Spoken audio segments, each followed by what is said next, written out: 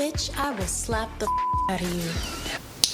Hello everybody, welcome back to my channel. My name is Amanda. If this is your first time here, welcome to my beauty entertainment channel.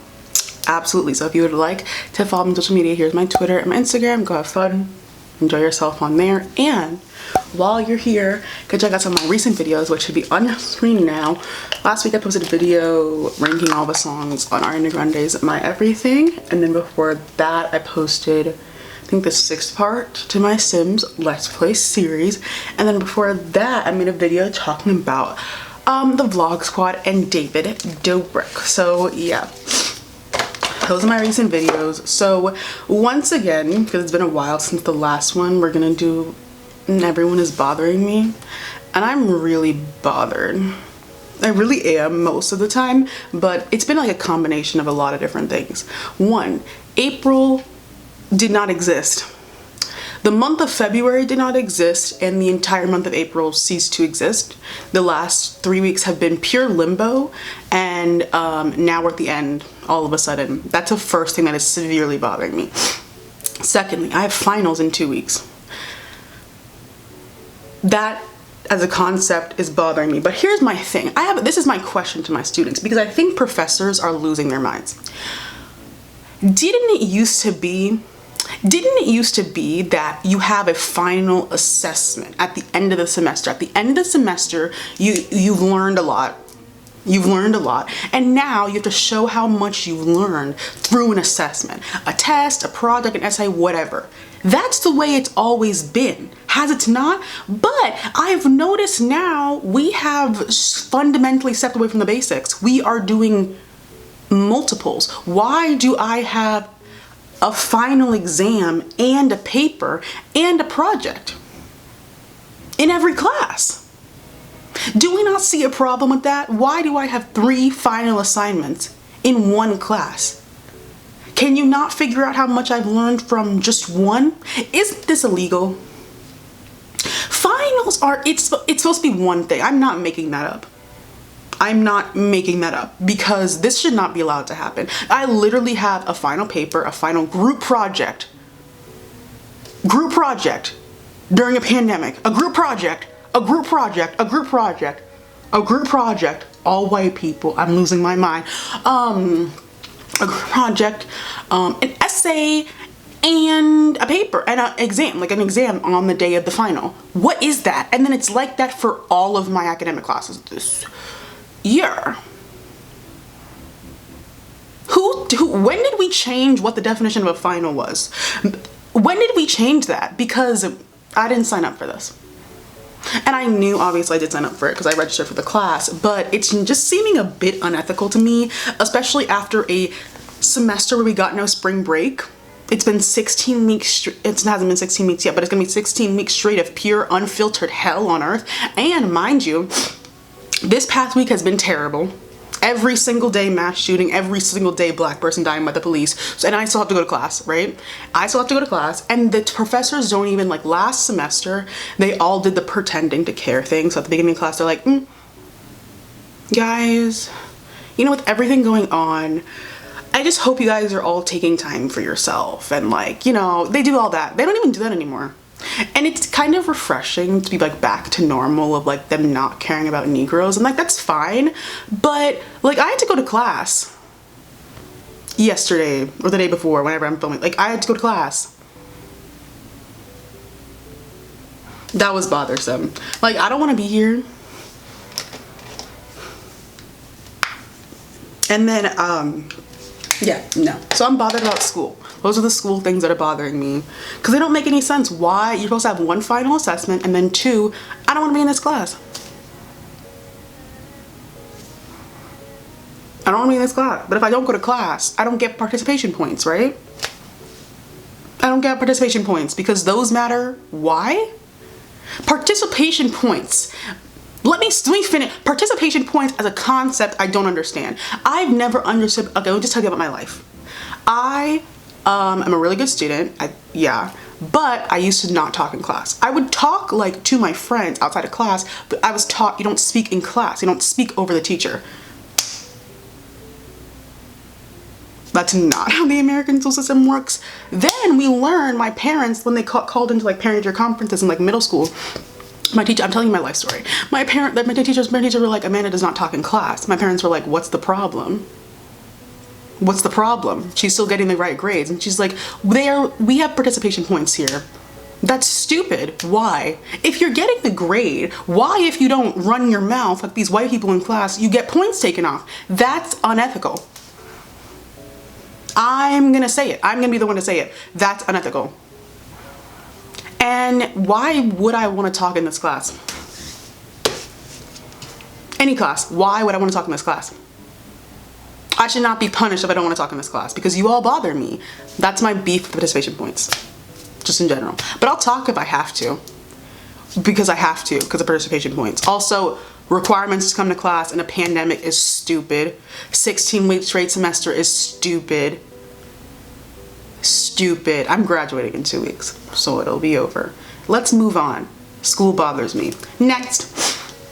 And the first thing I want to talk about, this is old, but I wanted to talk about it because it relates to, it's gonna spiral into like, you're gonna understand what I'm going through. The first thing that bothered me, so Addison Rae, everyone knows who that is, you at least know her face, was on Jimmy Fallon like a month ago, or was it, I don't know how many weeks ago it was. So since the original tweet of like blew up and people were like, it was at Jimmy Fallon, we're like, you suck, Jimmy. Jimmy has then and since then invited the black kids who actually made the dances via Skype to come and show their choreography. First off, fuck you, Jimmy. Fuck you, choke. 1. 2, you know how simple it is to give credit? It's so simple, yet everyone acts like it's the most complicated thing in the entire world when it comes to giving credit to a black person. You white non-black people act entitled to our intellectual and creative properties. Y'all walk around with you feel that you are owning us again. Doesn't that sound familiar to you? Do you guys still act that way to this day? To this day, it's not about Addison Rae. Like, she's a terrible dancer. It's not about like the point. I feel like the point kind of got lost amongst non-black people. Black people always know what we're talking about. Non-black people, it's sort of being like, oh, these black kids are obviously better dancers than Addison Rae. Why weren't they invited? They're clearly better dancers. It's not about that. You lost it. You didn't have it in the first. It was never about who's the better dancer. Like, they don't want the best dancer up there. They want Addison Rae and people who look like her. They don't want the people who, it doesn't matter who was doing the dance better. They could be prodigies. The black kids could be prodigies for all we know. It does not matter. We know why they chose Addison Rae to go on that show. And I know people are like, you don't know how much influence she had in like her guest spot, but she knew she didn't make none of those dances. Sorry, she knew good and damn well she didn't make a single one of those dances. And here's my thing, you know, anyone who watches Jimmy Fallon in 2021 has no idea who made any of those TikTok dances. So by you not saying anything, it's just a mission of truth. A mission of truth is still a lie. You just didn't be like, oh, I actually didn't make these. No one decided, oh, maybe we could put the ad of the creator who made these on these little poster boards that he was throwing around like a child. No, because black people aren't deserving of credit, right? Right, of course. And then the day after you go on Jimmy Fallon or whatever, the day after you've already been on the show, after you already had your slot, after it already aired on national television, then it's Black Lives Matter, wait a minute, we should be giving people proper credit. Babes, you were just on the show. You were just on the show. If you believed that, why didn't you do something when you were just on the show? No, stop. Y'all really disturb me with that shit. You were just on the show. And I'm not just stopping at Addison Rae because I don't like white influencers. White influencers, because everyone was like, obviously the black kids are the better dancers. That was pretty much the summary of all the viral tweets that went around from non-black people, was the black girls are the better dancers. Even though we know that it's not about who's the better dancer. It's about whiteness, whatever.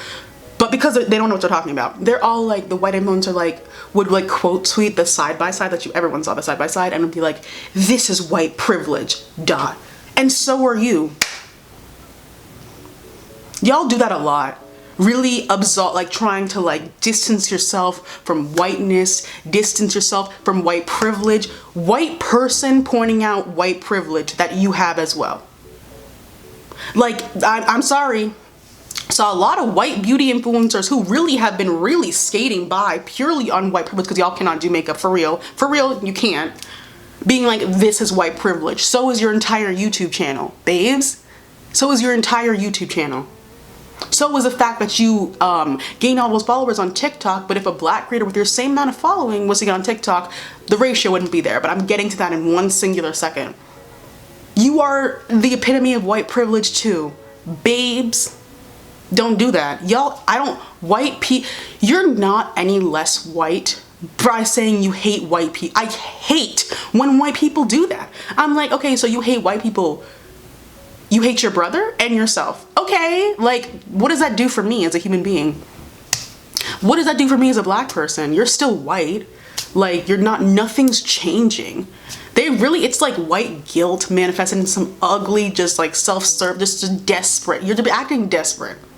It's giving desperado when white people do that. And I'm like, it won't make me like you anymore. In fact, it'll make me like you less. Because why are you distancing yourself from your privilege and white supremacy? Sounds like you don't want to take responsibility for how you have impacted black people in your daily lives.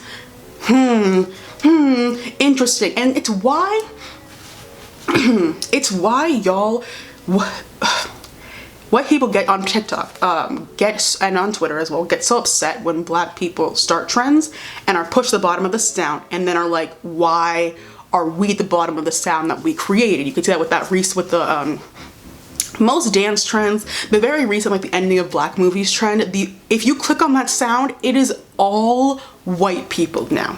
It is all white people now. But if you were to say something in the white person's comments, if you were to be like, do you even know what this is referencing? They get all mad, right? Because you feel entitled to our intellectual property. You feel entitled to our property. You feel entitled to us. Right? Like, can we discuss how all of black Twitter had to rally behind Jalea just a year ago? Because y'all are about to run away with her dance, with giving her app. If they could have run away with the Renegade with 0 credit, they would have, and they would have succeeded. Can we discuss how people had to make entire videos on the Jalea situation? Things had to trend on Twitter just for one black girl to get the credit that she deserves. That's what the TikTok app does. For one black girl to get the credit that she deserves, we just set social media on fire. And the girls that stole her shit, nothing got taken away from them at all. That's life, right? Now that I'm on TikTok, it's all gonna relate. It's all gonna relate. Second minute that's been bothering me. TikTok. I'm on TikTok a lot more now because I'm bored, obviously. And because that, I've noticed way more things.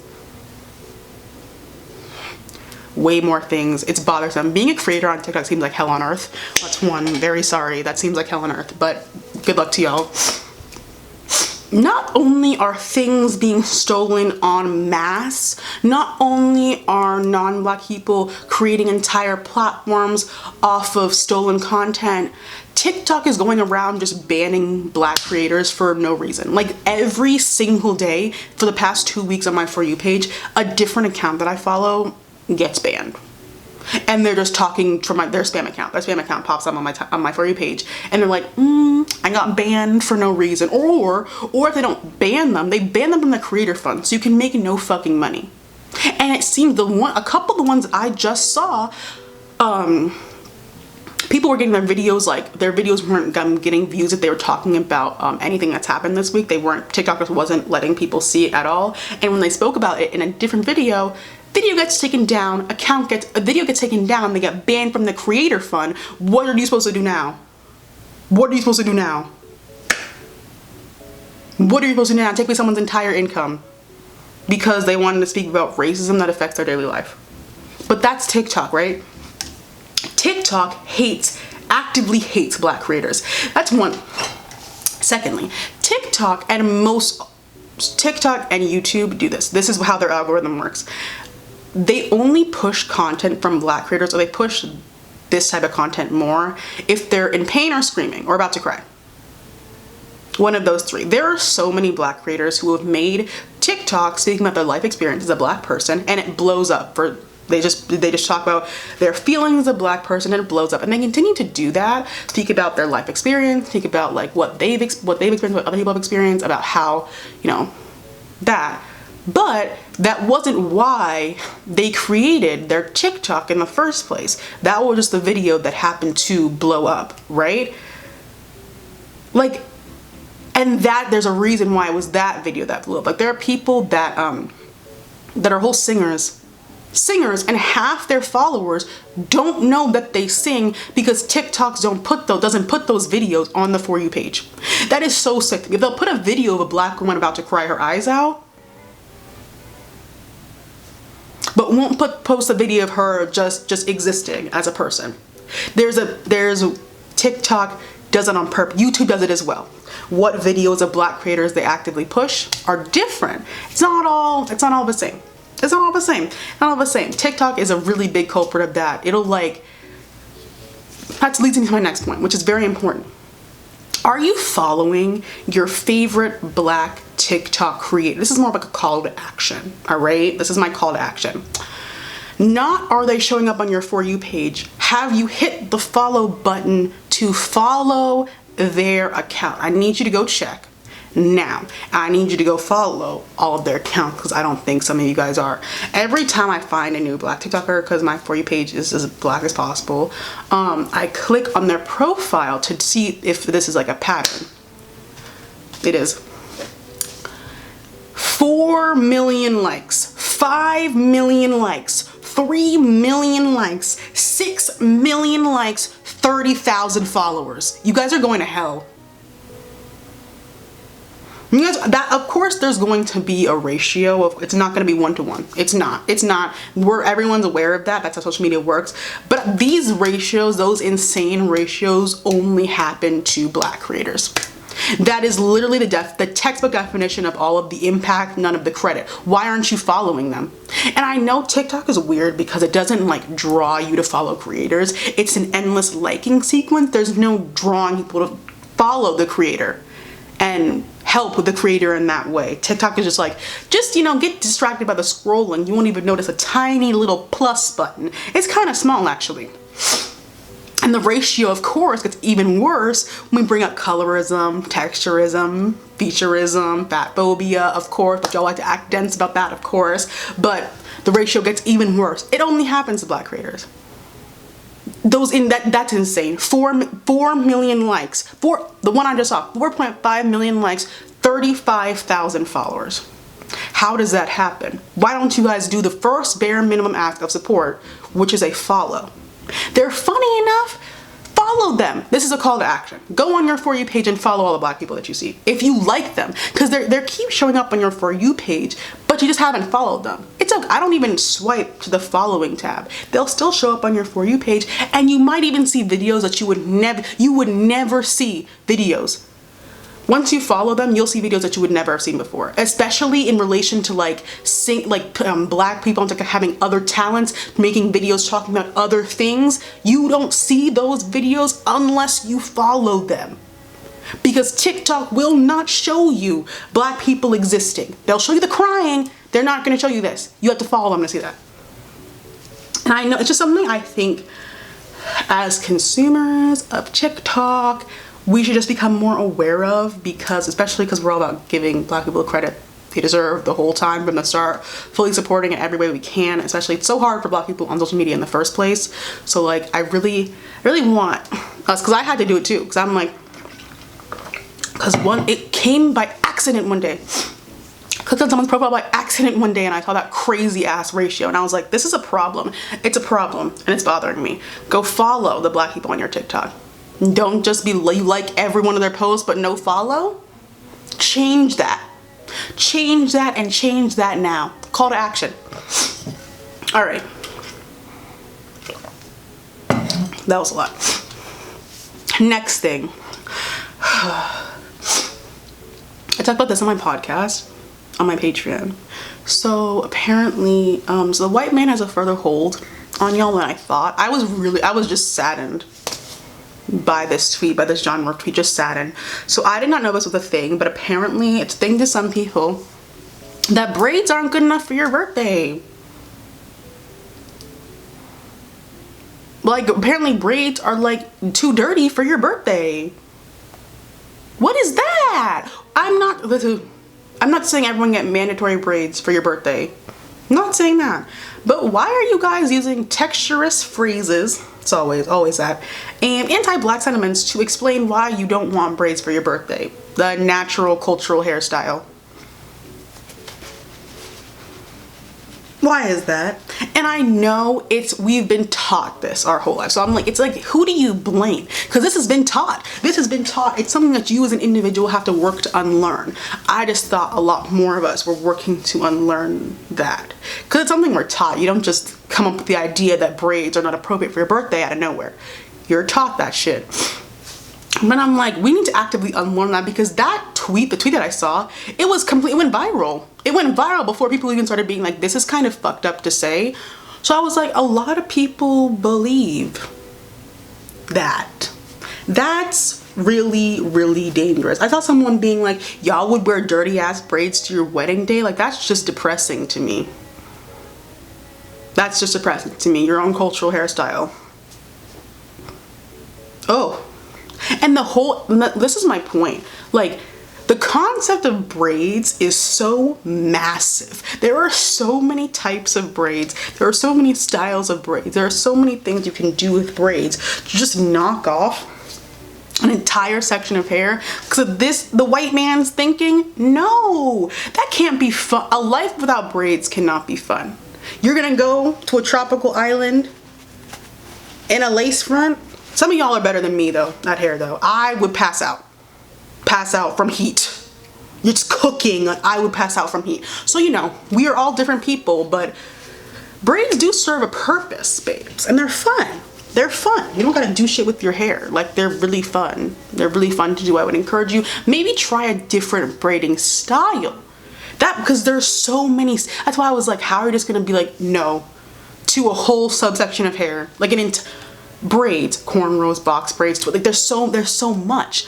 That was really sad. It was really sad to me, and I was like, that's, like, I thought we were doing better, but no. Next thing I wanted to talk about, so I have to talk to black men again.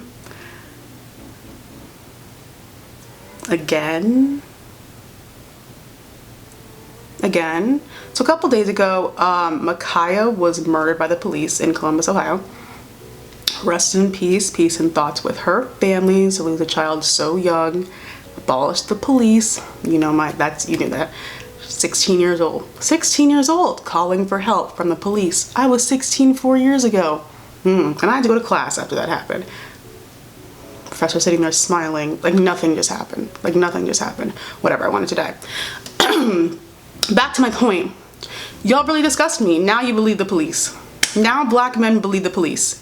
Now black men are on the police's side and want to hear the police's side of the story. Well, she had a knife. Well, this. Well, that. Why? Because a black girl is the victim. But then if we say anything, it's shaking and crying. You want to see a black man shake and cry? Tell him he has privilege. In any way, shape, or they'll shake and cry. They will shake and cry and fall over onto the floor. Believe me, I've been in college for 4 years. They will shake and cry. Y'all hate black women. You hate what other explanation do you use for doing something this evil? That villainizing a 16-year-old black girl, that is evil. It's because you hate black women and you hate black girls. Now you're making her turn to an adult. You're villainizing her. You're cracking jokes at her expense because she's a black girl and because she's a fat black girl. Y'all's fat phobia was through the ringer yesterday or 2 days ago, whenever this was. Now no one understands self-defense, right? People are coming to your house to jump you and you're gonna sit there. No, you're not. The same niggas who would tweet, I would punch a nigga out if he looked at me the wrong way, all of a sudden don't know what self-defense is. Or preparing to not, like, no one understands what that is anymore. Because it's a black girl. Because you guys hate black women. If you're not justifying her being, this is the thing, if they're not justifying her being killed, they're either trying to justify shooting her 1 time instead of 4, or firing a taser on a 16-year-old. Unhinged behavior. Because you guys hate black women.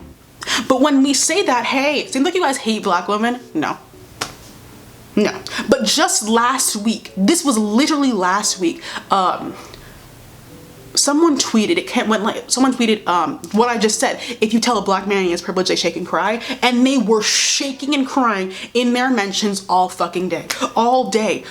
Whenever people bring up how black men actively oppress other members of the black community, no one knows what we're talking about. But y'all go and do this instantly. This was instantly. Let me bring out misogynoir. You don't know what we're talking about, but you do, because you do shit like this. You gaslight us and then enact the same violence you gaslighted us about days later, hours later. They know what they're doing. And it's sick. And it's sick because you got... Because if we, God forbid, were to ever give this energy at all to a black man, what this disgust, it would be hell on earth. It would be hell on earth. But they're allowed to do this to us. Why? Why? That's why you need to know who you're in solidarity with, babes. This is why being a bird helps no one. Doesn't even help you, because when they're saying shit like this about a 16-year-old girl, justifying a 16, that is hatred, babes. That won't go away by you like giving in. Is that what that is? Or like that the patriarchy won't save you either. Like being a bird doesn't work. They hate women. They hate women. You doing X, Y, and Z is not going to make them not hate you. If they hate women, if they hate women, they hate you no matter what you're doing. No matter what you're doing. It might be pacified a little bit, but no. Please. Please. Please. This is vile. It was vile. It was vile. You guys are really gonna burn in hell. It was vile. 16 years old. 16 years old. Now, because you want to actively continue to oppress all of us. Because why else would you do this? Why else are all of you black men on the side of the police? Now you believe the police when it comes... Black men believe the police when it comes to the police enacting violence onto... When it comes to violence being enacted on black women and black girls. Police shot her. She's a villain. You believe the police when it comes to rape and sexual assault, but in nothing else. All of a sudden, the police know what the fuck they're doing when it comes to rape and sexual assault. All of a sudden, they know what they're doing. They don't know in this aspect, but the police are the perfect people to go to in this aspect. You guys don't know anything. You don't know anything, and you hate black women, because why else would you side with the police? If you don't hate black women, that is deep-seated hatred for black women.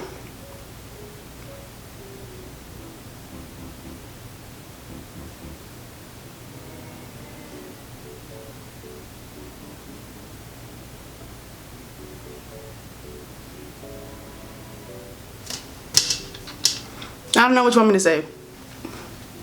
And they'll get pissy and mad whenever you bring up black male privilege, but it's above me now. Someone else can deal with that.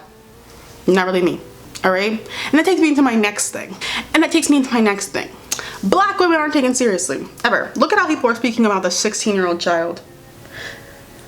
Last week, black women should get weapons to defend themselves against, because black men don't want to... When that female fast food worker was being chased around by a grown man, and all the quote tweets were like, well, you guys wanted equality. You should carry on weapons to defend yourself. Now, never mind. We never said that.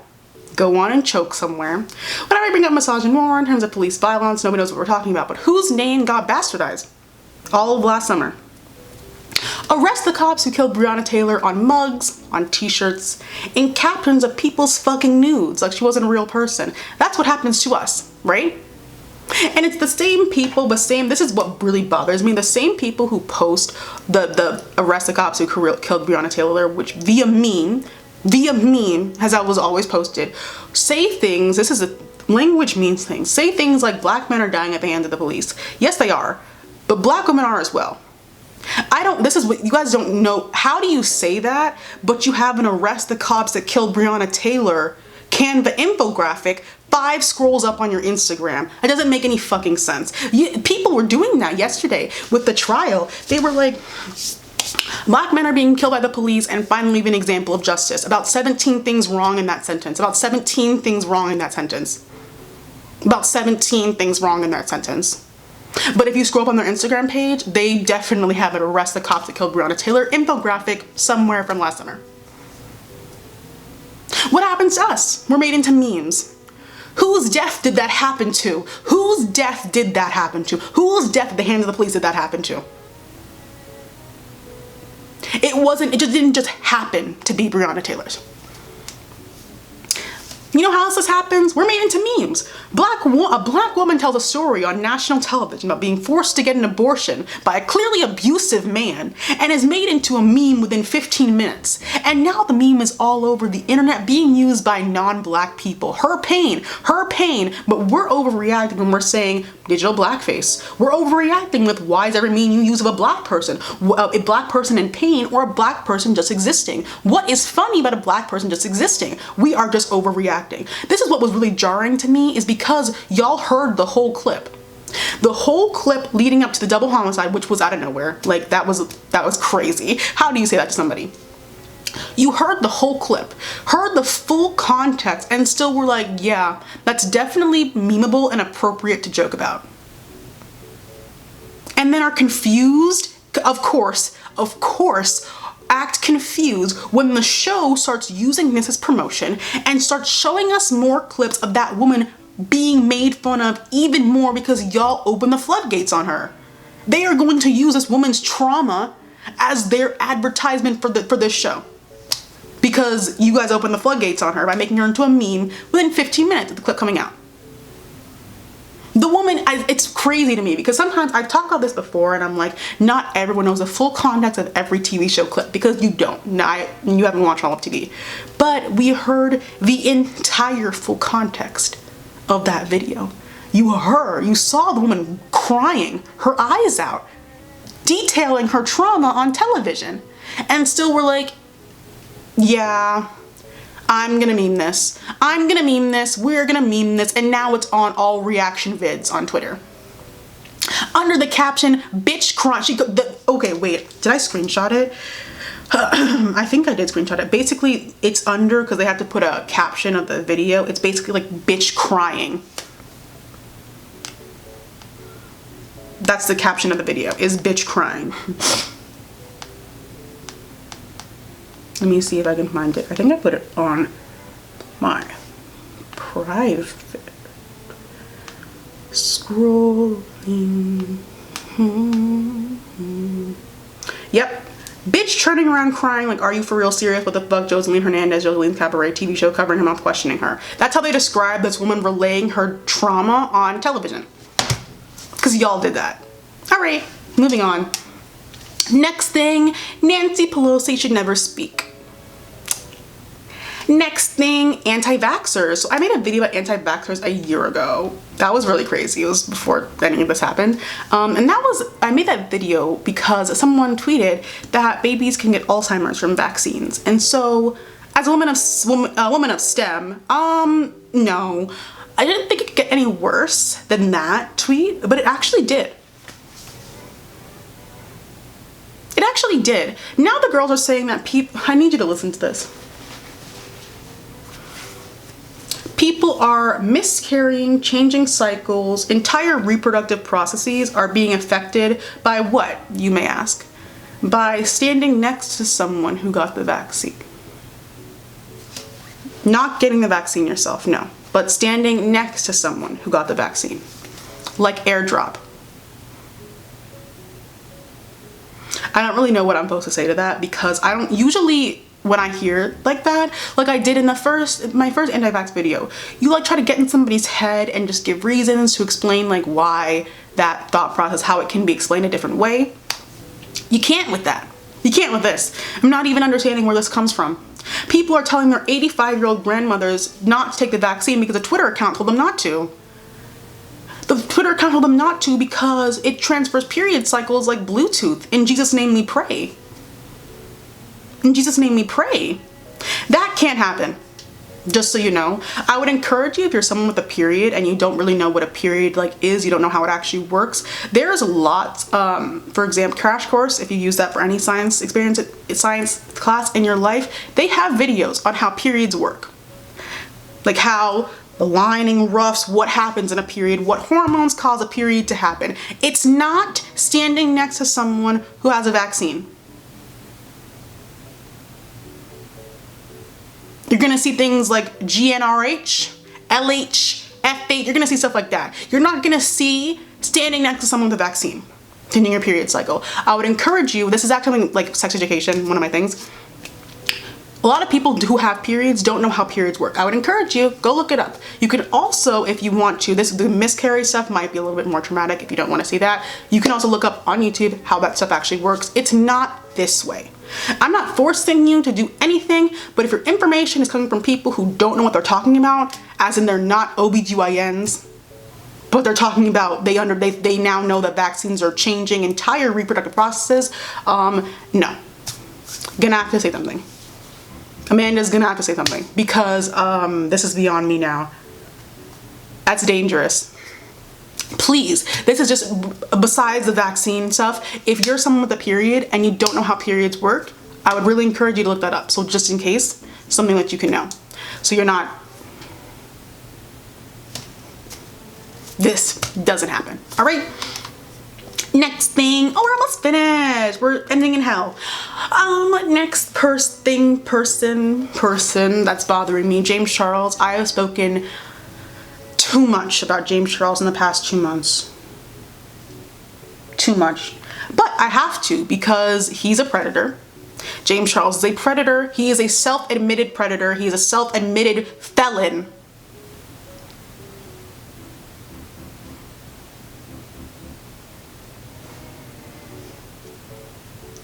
YouTube has temporarily demonetized him. Y'all really move slow as molasses, but you had to let him get his checks and balances in order, right? His affairs in order, whatever. So he's temporarily demonetized. Great. That temporary part is just, I don't like that. I don't like that. I don't like that temporary part. Because like, that means he might come back. Someone like that should not have a platform of mostly children. Someone who uses their dating, uses their audience, target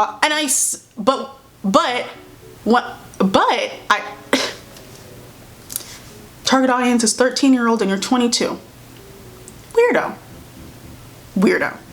Someone like that should not have access to a YouTube channel with like, the target audience of his channel is 14, 15, 16-year-olds, which are apparently the boys, the children that he wants to date because he's a predator. Gotta go. Morphe also kicked him out, I guess, after he got his affairs in order anyway. Think he's coming out with his own makeup brand anyway. So like, that really doesn't matter. Sorry. Like the Morphe, he made his money off the palette. He made his money off the palette. Like that. How was that affect? Like, I was like, okay, that relationship was probably nearly done anyway. Like, okay, the YouTube demonetization is probably the biggest thing that happened.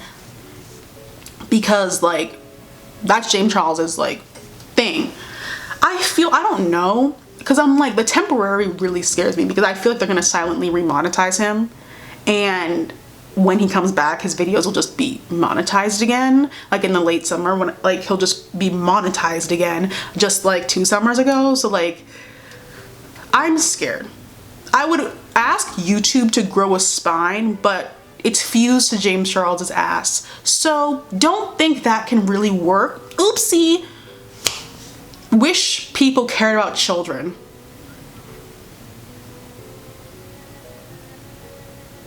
No. Okay, 2 things. I'm adding this section. Who was Amanda judging this week? Who was Amanda judging this week? So if people were bothering me, I'm now saying who I'm judging for this week, all right? 1, talk about this on my podcast. judging. I'm heavy. People who had Amazon Pride ready and able to watch them, the Lena Waithe show, the nightmare. It's literally a nightmare. Everything I've heard about that show, I will never click play on that in my life. I have heard nothing but horrifying things about that show. I don't know what's wrong with y'all. But you were ready, willing, and able, and everyone had Prime. Everyone had Prime to hate watch that. But when Sella and the Spades came out, everyone said that Prime was an inaccessible platform.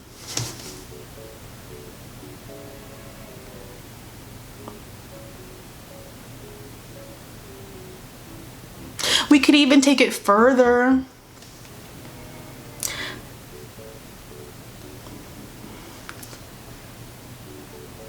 No, Amazon Prime was inaccessible in March for Sella and the Spades, but you had it. You've already had Prime for months in December when the Wilds came out.